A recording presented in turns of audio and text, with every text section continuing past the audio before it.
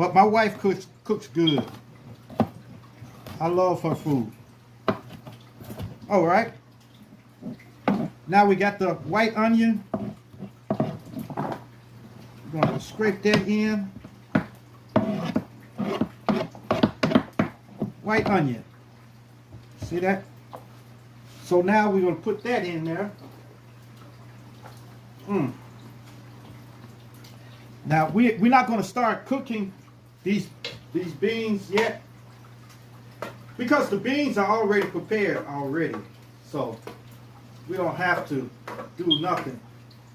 But we want to just get them ready now. So we got everything in there now.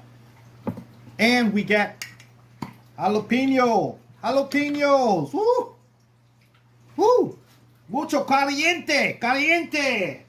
We're going to put some